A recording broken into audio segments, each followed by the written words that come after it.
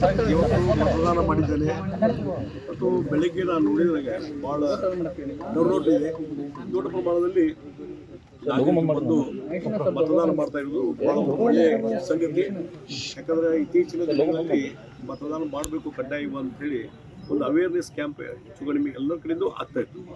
ಆ ಹಿನ್ನೆಲೆಯಲ್ಲಿ ಇವತ್ತು ಬೆಳಿಗ್ಗೆ 7:30 8 ಗಂಟೆಗೆ 8-9 ಗಂಟೆಗೆ 10% 20%ವರೆಗೆ ಟರ್ನೌಟ್ ಆಗಿದೆ. ಅಂದರೆ ಭಾಳ ಒಂದು ಒಳ್ಳೆಯ ರೀತಿ ಹೆಚ್ಚಿನ ರೀತಿ ಮತದಾನ ಆಗ್ಬೋದು ಅನ್ನುವಂಥ ನನಗೆ ಅನಿಸ್ತಾ ಇದೆ. ಓಡಾಟ 6.6 ಆಗಿದೆ ಸರ್ ಇಲ್ಲಿವರೆಗೂ. 9 ಗಂಟೆಗೆ 6 ಪಾಯಿಂಟ್ ಆಗಿದೆ ಸರ್. ಕೆಲವು ಬೂತ್ನಲ್ಲಿ 10% ದಾಟಿದೆ. ಕೆಲವು ಬೂತ್ನಲ್ಲಿ ಆಗಲೇ ನಮಗೆ ರಿಪೋರ್ಟ್ ಮಾಡಿದ್ರು. ಭಾಳ ಒಳ್ಳೆಯ ಟರ್ನೌಟ್ ಇದೆ. ಕಾಂಗ್ರೆಸ್ ಅಭ್ಯರ್ಥಿಯಿಂದ ಹಣ ಹಂಚಿಕೆ ಆರೋಪ ಕೇಳಿ ಬರ್ತಾ ಇದೆ. ನೋಡಿ, ನಿನ್ನೆ ರಾತ್ರಿ ಆಗಲಿ ನಿನ್ನೆ ಇಡೀ ದಿವಸ ಮೊನ್ನೆ ಇವತ್ತು ಹಣ ಹಂಚುವಂಥ ಕೆಲಸ ಬಿಟ್ಟರೆ ಬಹುಶಃ ಮತದಾರ ಕಡೆ ಹೋಗಲೇ ಇಲ್ಲ.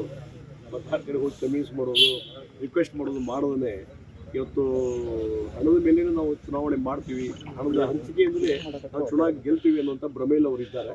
ಹೀಗಾಗಿ ಇವತ್ತು ಜನರು ಅದನ್ನು ತಿರಸ್ಕಾರ ಮಾಡ್ತಾರೆ. ಡೆಫಿನೆಟ್ಲಿ ಅದಕ್ಕೆ ಸರಿಯಾದಂಥ ಉತ್ತರ ಕೊಡ್ತಾರೆ. ಬರೀ ಹಣದ ಬಲ ಇದೆ ಅನ್ನುವಂಥದ್ದು, ಅಧಿಕಾರ ಬಲ ಇದೆ ಅಂತ ಅದರ ಮೇಲೆ ಪ್ರಜಾತಂತ್ರ ವ್ಯವಸ್ಥೆ ನಡೆಯೋಲ್ಲ. ನಿಜವಾಗಿ ನಿಮ್ಮದೇನು ಪರ್ಫಾರ್ಮೆನ್ಸ್ ಇದೆ, ನಿಮ್ಮೇನು ಕೆಲಸ ಕಾರ್ಯಗಳಿದ್ದಾವೆ, ನಿಮ್ಮ ವಿಷನ್ ಏನು, ಅದನ್ನು ಜನರಿಗೆ ಹೇಳಬೇಕಾಗಿತ್ತು. ಅದು ಹೇಳಾರ್ದೇ ಬಹುಶಃ ಸೋಲಿನ ಭೀತಿಯಿಂದ, ಹತಾಶೆಯಿಂದ ಈ ರೀತಿ ಹಣ ಹಂಚುವಂಥದ್ದು ನಡೀತಾ ಇದೆ. ಬಹುಶಃ ಅದರಿಂದ ದೂರು ಕೊಟ್ಟಿದ್ದೀರಾ ಸರ್? ಎಲ್ಲೆಲ್ಲಿ ಕಂಡು ಬಂದು ದೂರ ಈಗಾಗಲೇ ಕೊಟ್ಟಿದ್ದೇವೆ. ಅದ್ರ ಬಗ್ಗೆ ಚುನಾವಣಾ ಆಯೋಗರಾಗಲಿ, ಪೊಲೀಸರಾಗಲಿ, ಸಂಬಂಧಪಟ್ಟ ಅಧಿಕಾರಿಗಳು ಇನ್ನೂ ಗಂಭೀರವಾದಂಥ ಕ್ರಮ ಕೈಗೊಳ್ಬೇಕಂತ ಒತ್ತಾಯವನ್ನು 2004 ಅಂಗಡಿ ಕುಟುಂಬ ನಿರಂತರವಾಗಿ ಗೆದ್ಕೊಂಡ್ಬಂದೆ ಸರ್. ಈಗ ನೀವು ನಿಲ್ತಾ ಇದ್ದೀರಿ.